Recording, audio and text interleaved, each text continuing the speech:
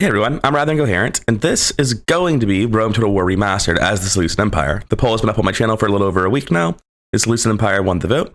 So quickly, let's talk about how I viewed them in the past when I was talking about them tentatively and theoretically.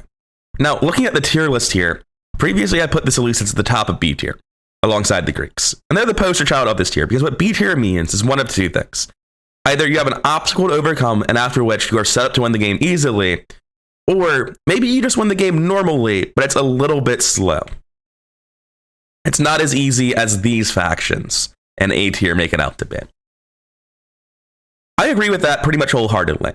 Both of these factions, the Greeks and the Seleucids, are very strong once they stabilize, and I think the Greeks have an easier time stabilizing than the Seleucids do. So let's get into this campaign and start talking about Session 0. We're going to analyze how your starting position as the Seleucids works, what your short-term strategy should be, and what my long-term strategy is going to be.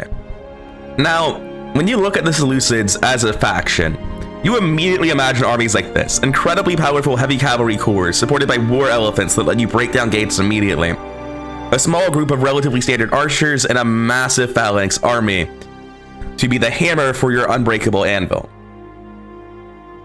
And this army could be better. It could have silver shields, or it could be more realistic, and I could drop these down for companion cavalry and this elephant down for war elephants. But the bad news is that this isn't even close to realistic. Campaigns don't last that long. You don't get to use units like this on a grand scale.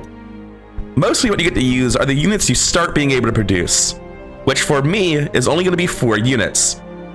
I'm able to recruit peasants, obviously. I can make militia hoplites, better known by their street name, peasants with spears. Seriously, look at this trash. 2 morale, 8 defense, and only 160 men. And none of that defense is armor. So if they get hit by the side from anything, their defense is 0. Next up, we have Peltast. And I'm pretty sure these are bog standard Peltast. I guess I could compare them to like Greek Peltast and Velites. So yeah, it looks like Velites are a little bit better than a normal Peltast. And these are bog standard Peltast that the Greeks have too. The problem is that all javelin men are kind of trash. There's a very high risk for using them when you send them out in front of your lines on foot, because they're not particularly fast, even though it says fast moving on them. And then when you look at what they do, well, they only have 960 ammo, so they run out pretty fucking fast. They get in pretty close, they throw their attacks, which only deal 6 damage, and then they're a terrible melee unit after dealing maybe a fourth of a unit worth of casualties. It's almost impossible to justify ever making this unit. And in fact, I can tell you now, I'm never going to make this unit. If I start in a city that can make peasants or this, I'm going to make peasants to garrison cities so that other cities can produce something that can walk away. Because this unit just isn't worth making. Which leads us to our last unit, and you might look at this and think, oh, Greek cavalry, finally, something good. But I've got 2 bits of bad news. First, Greek cavalry isn't good. Equites, as I showed in my Rome campaign, are kind of trash. And if you compare the stats of the Equites to the stats of the Greek cavalry, they're actually the same unit, only the Equites has 4 more defense. So that's a bad start, but it gets a lot worse, because the Equites are a tier 1 stables unit, and the Greek cavalry isn't. You might be like, oh, it's your first horse, of course it's tier 1, but don't make the mistakes I made in Germany. I'm going to show you the tech tree in a little bit. Your tier 1 cavalry unit is militia cavalry. But good news, it's actually better than your tier 2 cavalry unit, which is terrible Greek cav. Because when you compare them, the Greek cav has 2 more armor and 2 more charge attack, but doesn't have javelins. And yeah, javelins suck, but 2 armor and 2 charge? Not a big deal. Javelin's definitely more impactful. So when I look at what I can actually build, that crazy army you saw a second ago, bad news. That's not what we're doing. We're doing something like this. This is our ideal early game army with as many militia hoplites as possible being replaced by General's Bodyguard. It's not a good spot to start in.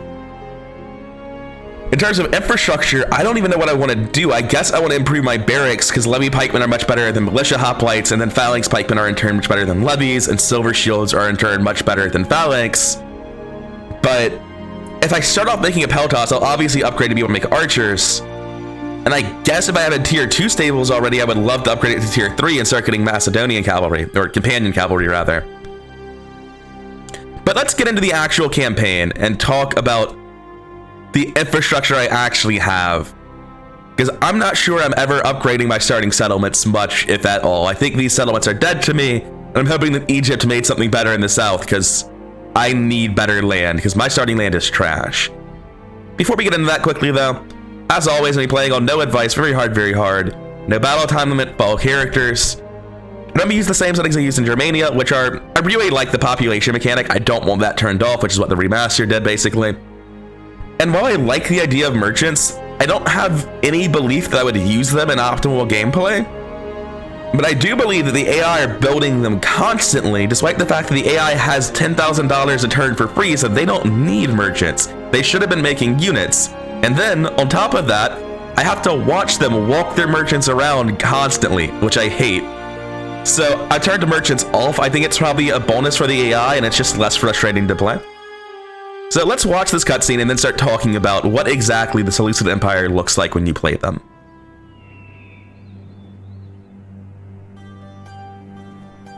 The Greeks could rule the world. Alexander did. He took a Greek army to the far Indus. There was nothing left to conquer. The world was his. But Alexander is dead. His empire is gone. And so we live in evil days. The free men of Greece have turned on each other instead of their proper enemies, those who envy all that Greeks have done. Alexander must weep if the dead weep. I would weep in his place, but I would also hope. The world turns. What was may come again. The fates still spin the web of men's lives. I'm gonna be honest, the more I watch this cutscene, the more I realize I don't remember the original cutscenes for any of the Greeks at all. Perhaps a new Alexander will take up the sword. But I do feel very confident saying I quite like this cutscene. Chaos. Remake the world of men to a better plan. Perhaps. Alright, let's talk about infrastructure. Small city, can't do shit other than a basic barracks, which it actually has. Small city, doesn't even have a basic barracks, so I had to build one to train militia hoplites. Sorry, small town. Small town, again, if I build a militia barracks, $600 in 2 turns, then I'll actually be able to recruit militia hoplites. But right now I can't recruit anything. Now I have Seleucia, Antioch, and Damascus. Damascus is, again, they actually have their barracks this time, so they can recruit militia hoplites. Antioch is a small city. Seleucia is a large town. These can actually do something. Only, oh wait, no. The infrastructure in Seleucia allows me to recruit Peltast and only Peltast. Let's come over to Antioch then. How are they doing? They can recruit militia cavalry. Thank God for that. So when you actually look at the infrastructure I have for producing units, it's trash. Completely, utterly terrible. But it gets worse, actually. Because, know what you don't see when you look around my lands? A fucking standing army. Do you remember that part of history where Persia had no infrastructure by which to produce armies and no standing armies? Yeah, me either. I don't remember that part, to be honest. So, what's garrisoning? Well, it's the units we've been talking about. 2 militia, 1 peasant. 1 militia, 2 peasant. Actual tiny army of 3 cab, 2 militia, 1 peltast. 1 militia, 1 peasant, 1 peltast. 2 peasants, 1 militia. And another tiny army of 3 militia, 2 cav, and 1 peltast. A saving grace, at least, is that while I don't have that many family members, I do have my faction leader near Egypt and my faction heir near Parthia, which are going to be the 2 wars I care about very immediately. Now, it's going to be incredibly important that I don't lose land, and in fact that I conquer land very, very rapidly.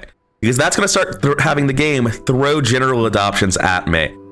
And right now, with the garbage I'm able to recruit, the stuff that I have available to me, General's Bodyguard, which I can't show you the stats of on the cavalry on the campaign map. But regardless, I promise you, General's Bodyguard, pretty good heavy cavalry, disproportionately better than the rest of my army. And so I need to have lots of settlements to get lots of adoption so I can have more of them and less of this. Now, let's talk about all the various wars we're going to be engaged in. Parthia, Armenia, and Pontus are all going to down me at some point. So will Egypt. And actually, if I give them enough time, so will Greece. It's very hard difficulty. They're on my border. They're going to come for me someday. Now let's toggle Fog of War and talk about rebels and enemies and exactly the best way to handle it all. You can see that here there are 2 rebel settlements up here. Theoretically, I might be able to get Byzantium before Thrace does, but that's just a war with Thrace. And Halicarnassus is comically overmanned. Crete is filled with rebels right now, so maybe there's something to be done with that. And down here, you can see that I can very quickly attack Palmyra as well, and then move down to Bosra if I'm not busy fighting Egypt. With how small Dumatha's garrison is, I can probably just send a single family member to take care of it, and if it turns out to be a lot, just hire 1 mercenary, and that'll be enough. So in terms of rebels, there's rebels that I can take on 2 fronts of my empire, but they're right next to serious wars that might take away my attention from them. So let's talk about this in terms of the number of wars I'm fighting. Because I'm not fighting 3 wars up here, I'm fighting 1. Specifically, I'm going to go east to Susa and snap Parthia's neck immediately. Susa has better infrastructure than Seleucia. Every turn I wait, the AI is going to get further ahead. So what I want to do is start the game by walking this man east with this army he has, hiring the mercenaries here, hiring the mercenaries here, and then laying siege to Susa. Every turn I wait, this just gets harder to do. So let's do that now. All of this needs to come over. We can see we can't afford to do anything more than that. We're gonna recruit peasants for garrison and send our last unit over. And this army, next turn, is gonna rejoin its general, who's currently waiting here to get mercenaries. Now this army is eventually going to be the army that kills all of this land. It's gonna sweep north from here. It's ideally going to get reinforcements from this city and from Susa itself, but I'm not sure how viable that actually is in terms of infrastructure. We'll get into that in a second. And the reason I say this is because I can't send armies north from Hatra. Hatra doesn't make anything, and it's right next to the Egyptian front, and probably needs to have its whole garrison of militia hoplites fighting the horse archers coming down from Armenia anyway. It is not a good spot to be in to try to wage war against Armenia. You're too close to Parthia and Egypt to really field them in for it. And while I could use this army in Asia Minor to fight Pontus, if I do that, eventually there's an army in Armenia and an army in Pontus, and it's just a waste. They're both in the same spot. I'm wasting time. And you might be a little bit confused because I said the army in Asia Minor. What army do I have in Anatolia to speak of, you might ask? This is nothing. And you'd be right, you'd be fucking dead on. But if you actually look at this, there's something I can do that's very strong because of mercenaries. You start with Cretan archers and Rhodian slingers. Western Asia Minor over here, Rhodes and Crete all seem like they share a mercenary pool. So when I recruit these, I'm not gonna be able to go anywhere else and get more of them. But these are 2 of the best units in the fucking game. Missile attack 10, ammo 6400, and this one only has ammo 4800, but they have missile attack 12 and 50% more range. I'm gonna be honest, these 2 units with my general's bodyguard, I just need meat in front of them and I can probably conquer the Balkans, which is where I'm going with this, which is a bit of a plot twist, I guess. The reason for this is that you start right next to Rhodes, which is where Greece's navy starts, and as you can see, we're in range of each other. In fact, pretty much the only way to be safely out of range is to be all the way up here at the straight leading to the Black Sea. I forget its name at the moment. And then, next turn, when you conquer this with full movement, you can immediately get in the boats and go somewhere else. I'm going to exhaust my movement quickly to get an idea of how much movement I'm going to have. So you can see that once I've exhausted this army's movement, when the units are getting in here from PreGame in the next turn, odds are I'm either going north or I'm going to Macedon. And I think any sane person would go north and take Nicomedia, but I don't think I need to do that. I'm going to start a war with Macedon. Because Macedon's starting army is basically, you can't see them right now, but it's just a bunch of shitty phalanx units that get kind of wrecked by these two missile units. The hard part is going to actually be, how do I get to Macedon? What's the efficient route? Because going up here is obviously not efficient. I have to go back down. And I think the answer is I go straight for Thessalonica. It's their biggest city. I rip their heart out. It's generally pretty effective. So yeah. What I'm going to do with this army that's conquering PreGame is send it west to Thessalonica. This is the first avenue of war I want to talk about because it's the weirdest, but also the most important. If I start taking lands in the Balkans, that's going to put me very far ahead in terms of economy to where I would otherwise be. And honestly, taking Nicomedia does nothing for me. Taking Ankara does nothing for me. Taking Byzantium doesn't do much. This land is underdeveloped right now. In my original tier list, I said the Anatolia was a breadbasket, and that's false. That's Rome Total Realism. Anatolia kind of fucking sucks in the base game. There's just no people here, and there's less cities than there should be. So, first war. I go to PreGame, and then I go to Thessalonica and start trying to fight Macedon and Greece simultaneously. Eventually, theoretically, I will have created a port somewhere in PreGame, I guess, and I'll be able to send more troops down to Rhodes and Kydonia. But that is a long, long ways off. Next, going back to this war, as we were talking about, we're going to try to use mercenaries to take Susa immediately. It's not going to be an easy fight. There are 4 units of horse archers and 2 units of slingers and a general in this city. But it is a winnable fight. It's just very hard. After I take Susa, this army is going to continue north through the mountains. I just don't know if I'll have to stop and recruit units before I do. I strongly suspect I will. Once I get it to Arsacia, I'm going to take it, head west to Fraspa, which they will surely have taken, and then straight into Armenia, who will probably have already downed me. I expect to lose Hatra at some point, but it's possible that if I build walls and construct enough phalanxes, which they can't construct.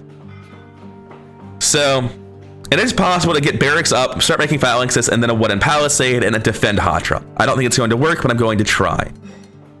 Which leaves the third front, Egypt. This is the front that everyone agrees on. It's obviously most important. Once I take three cities, I'll have eliminated a powerful rival and set myself up economically. So the question is about how you best set up to do anything over here.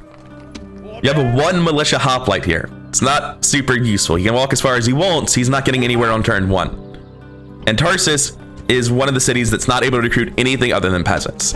What it can do is send its peasants to Antioch as a garrison instead, and have all of Antioch's units leave.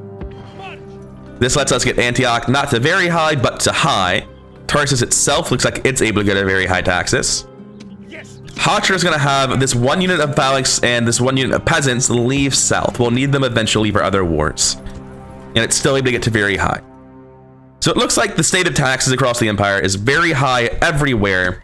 Yes, Strategos, onward. With only Seleucia being at normal, which is good. It means I'm going to make a decent chunk of money. Yeah, plus 5,600. Now, something I can do, it looks like, is I can actually save money here by not recruiting until the second turn. Let's see if I can confirm that. Yeah, this is the same recruitment pool. So I can recruit these next turn and save myself 400 gold, which matters. Every bit matters. Okay. So the reason it's so important to recruit these mercenaries next turn isn't because it saves me 400 gold. That's nice. It really is. But it saves me 1,500 gold right now. I only start with 3,000. There's no Senate here to give me another 5,000 either. This is just what I have.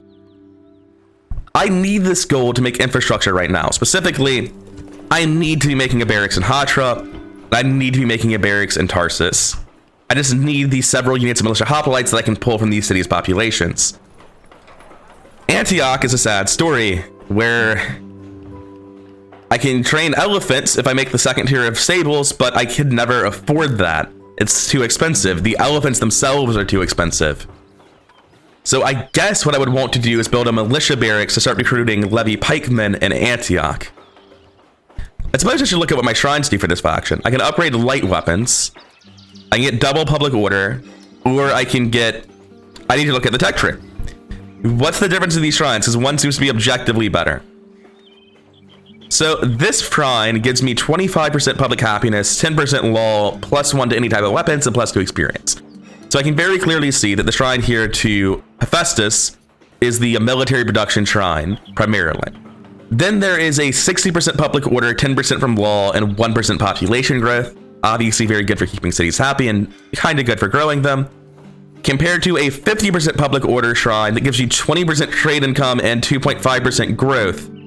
It seems like Dionysus is just a lot worse than Asclepius, doesn't it?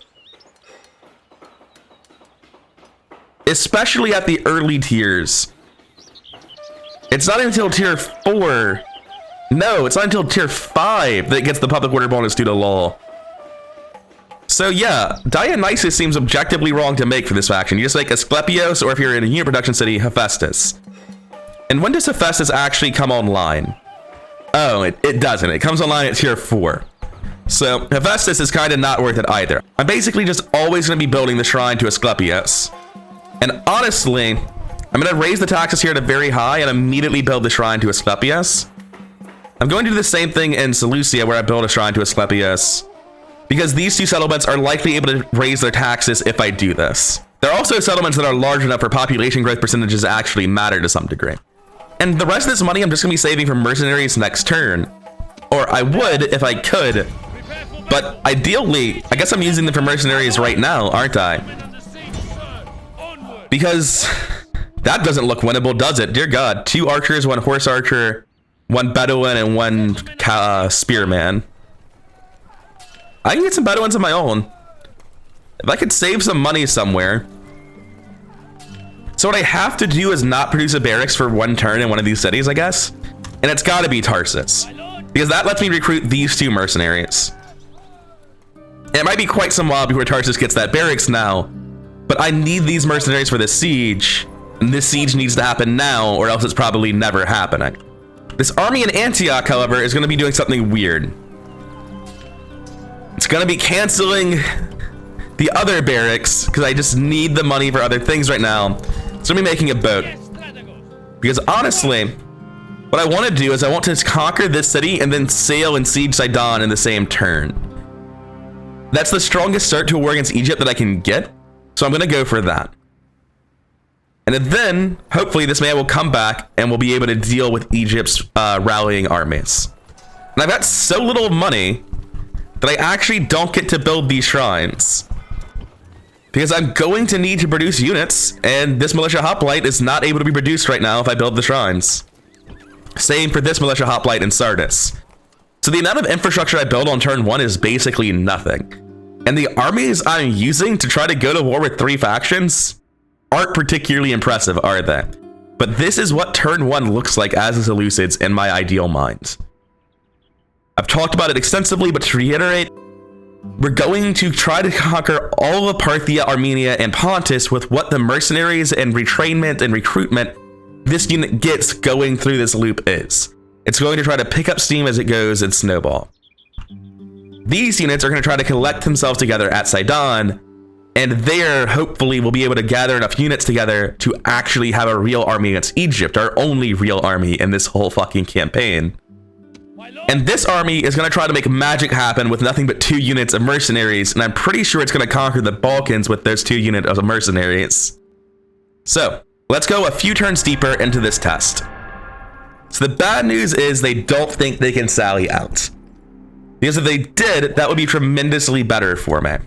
Let me check something. I'm going to load my end of turn autosave. I believe these Peltas to be legitimately worthless, and I think that it's possible that if I didn't have them, these units would have sallied forth, but apparently you can't disband units in foreign lands. Okay, so even if you leave the Peltas behind, Palmyra doesn't sally forth. I have to actually siege them. I think because I have these Bedouin archers and the AI is very bad, I can actually break open the walls unopposed. But let's go check that out in the other save. Before I do, I want to show you something that I'm actually very confident in, and it's these 2 units. I've already done a little bit of testing as the Seleucids. They built walls this time, those bastards. Well, next turn I'll show you then.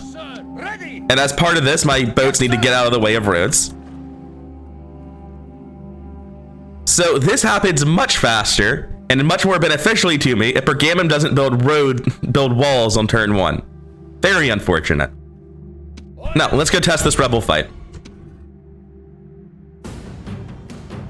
I honestly am surprised it's that close to even. I thought it would be more in their favor. So what I'm hoping happens for this fight is that I'm actually able to drive these people away from the walls with my own archers.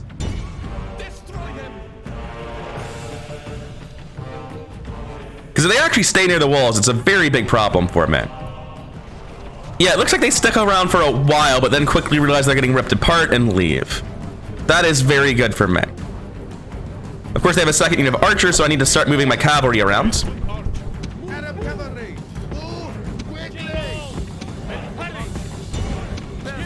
So it looks like I actually do have to fight a real fight between all of our ranged units, which is not what I wanted to see. But the good news is that their archers have very low defensive stats, as basic archers tend to do. So I'm able to meaningfully rip them apart, and I'm in loose formation unlike them.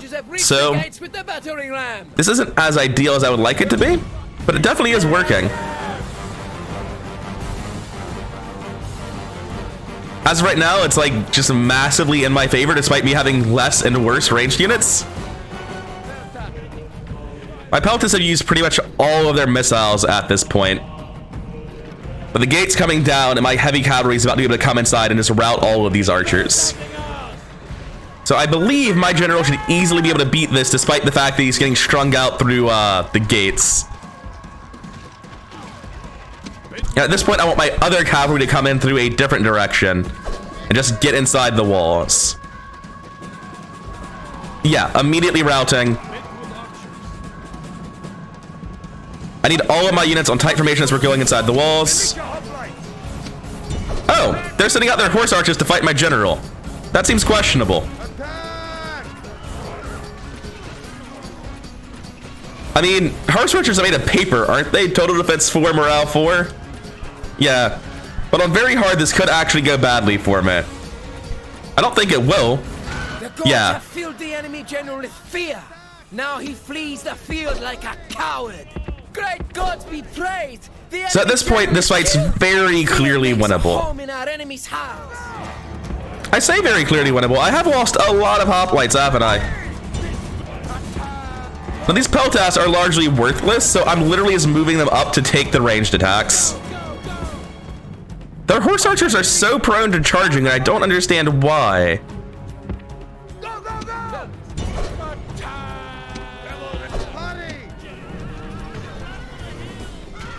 It just seems very weird to me that their horse archers keep trying to use melee. Seems very obviously wrong. And this should get the attention of the Bedouins, who I can hopefully sandwich with all of my cavalry.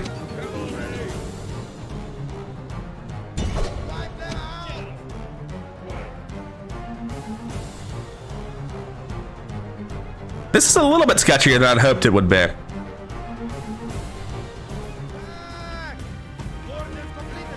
So these Bedouins are really just like not agreeing with moving forward, are they?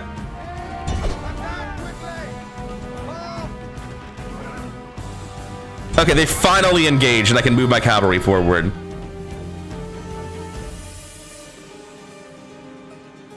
God, pathfinding is trash. It looks like it ultimately worked out. No, it didn't. They literally routed. They touched the square and fled. And then that caused my fucking phalanx to flee. That is unreal how bad the pathfinding in this city is. So the entire rest of my army is routed, and I think my general does lose to this. No, he doesn't. He does kill the camels at least. So what do I have left now that my light cavalry just decided to die? Okay, this is still a win. I think even mismanaged, this fight is still a win, because I have these archers left to drag their units out of the city.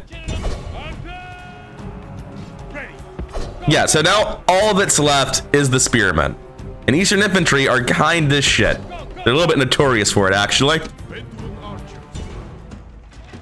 And I'm just gonna let them go for a fucking while. I have no plans here to actually engage. Well, I guess I do now. So this is clearly winnable if I just play it correctly there. I might lose here, I might win, it's hard to say. Your general shames But I feel very confident in winning this fight now that I know to, So is like, that never the charge same when he this shows such line. courage? I do think it's very funny just how frequently my Session Zeros show me losing battles and saying, yeah, I feel confident in this now. That was an absolutely bullshit loss though, wasn't it? My light cavalry just commits suicide for absolutely no reason. This is the harder one, honestly. Orders. You look at this army and it is not impressive. The army I'm up against is very impressive. I'm honestly not sure if it's easier to beat in the field or in the city, and I am sure, let's not be ridiculous, it's easier to beat in the city. It's horse archers. So there are two mindsets to this siege, now that I actually look at it. One is I want to siege them here and ambush them on the back right corner of the map, and the other is I want to siege them here and fight all of them inside the city. Orders. I'm gonna try to ambush them when they enter directly next to me. Let's just see how this goes. This is the last thing we'll be testing in this video. Everything else I'll be actually playing out, My lord. because I don't really need to see the specifics of this siege. Sir. Like, I know how it's going to go. Yes, And I'm gonna wait a turn to declare against Egypt. They might know it's happening, but they can't do anything about it. And God, the value of my army is just so low, isn't it? I don't have any money as of now. So let's see how this siege goes with Parthia. Whether they sally forth, and if they don't, what the actual fight looks like. Okay, so Parthia does sally forth. And the army in the city is trash. And the army that's coming in is literally just ranged units. That seems pretty easy to crush based on the way that Parthia plays this. This should probably be much harder than it's about to be. Oh shit, yeah, when they sally forth, I don't get to control this.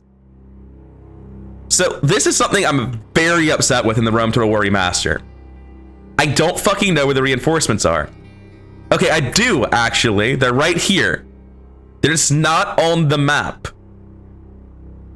And because I don't get to set up in a sally. The enemy general is fear. Now he flees the field like a But yeah, coward. this has to happen inside the city. And since I'm not able to get inside the city with them flanking me, this doesn't really work. Your general shames himself. Defeat and shame are the only. Frankly, I'm shocked we even got them down to 33%. Triumph if the gods will it. So I knew there was a reason I was doing what I was. If this army attacks me, it's fine, but because they can attack from Susa and then not actually sally forth and just stop me from positioning my units, I can't actually siege from the front. I have to do this thing where I siege from the back, because the AI is not actually smart enough to move its army first. Sieging settlement, sir. Settlement under siege. And now let's test this fight the way it should look. Yep, same as last time, they sally forth, but this time they're not going to have units coming in behind me and forcing me to field battle horse archers in what should have been a sally battle. So now what I'm doing is I'm sending my units of militia cav out to the side to distract any horse archers that might be coming towards me. I want to get into the city relatively safely, and this is going to involve beating this unit of Eastern Infantry as it sallies out the gates, chasing it down, capturing the gates, and hopefully not having the entire city filled with horse archers before I get inside of it.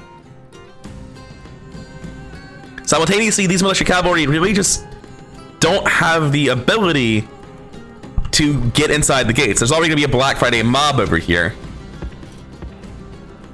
You have to love pathfinding, right? Like, what on the fuck, game? I should have told them specifically to line up like this, because they would have avoided them doing what they just did. Attack quickly. And now we just have to wait for a little while because the game is literally incapable of running down units as they're fleeing. And I think these two units of Numidian cavalry, or militia cavalry rather, can go handle these slingers. It's very upsetting that I'm not getting back inside the city right now, because these units just aren't routing. What is this? Oh, they're actually all gonna die. I don't even get inside the city. Wasn't that interesting? I don't know what I'm supposed to do now. Well, that's a weird lesson to learn. Don't put your units in front of the city because they might accidentally kill everyone. It blows my mind to watch the AI repeatedly charge with horse archers. It's just so obviously not how the fucking unit's supposed to work. Why are you over here alone? What in the fuck? Why is their general here? The enemy general is slain. My peltasts run this way to get the gate when the general flees.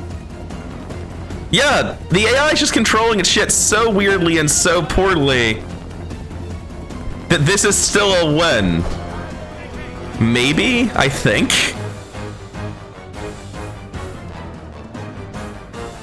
Guys, no, go in the gates. I don't know what you're doing.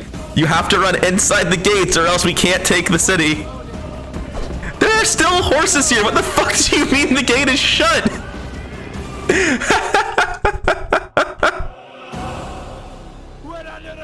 Oh, it's okay. They just came back out. This is the dumbest shit. Go inside, please, anyone. What is even happening in this fucking fight? Is the general fleeing on the square? What was that even supposed to be? What's happening in this fucking fight? These are exhausted. I can break all of them. Can't I? The gods have filled the enemy general with fear. Yeah. Now he flees the field like a coward. Great gods be praised. The enemy general is killed. This isn't what this fight's supposed to look like. It's winnable without doing this stupid shit. The enemy army is in flight. Pursue them. Drive them from the battlefield. What happened in this fight? What was this? This wasn't what I'm supposed to demonstrate. But I've been testing for too long as it is, so... Triumph to mark with a song or two. That's 1,000 horse archers and slingers dead to an army of trash that is found in the desert, so, I'll take it. I'm not sure why any of that happened the way it did. That was not Rome at its finest, or maybe it was exactly Rome at its finest. It depends on your point of view. So, that's one last test I need to do, is if I exterminate Susa... Our thanks. What actually happens in Susa? Oh, my faction leader just dropped dead. I'm sure I didn't need him for anything. At least it's a test game. So, if I exterminate Susa, it still has plenty of men to recruit for one wave with, which is all I'm going to need. Cool. So this is the end of the test. This is the broad idea. Take Pergamum, take Sidon, take Susa, take Palmyra, collect in Egypt, collect in Parthia, and push across the Balkans and start waging 3 wars simultaneously. Let's go do it for Rio and see how it goes. That's it for now. I've been rather incoherent. Next time we see the Seleucids, we're actually going to be playing the campaign for real. If you enjoyed the video, then like, comment, subscribe. It really helps the channel grow. And I'll see you in the next one.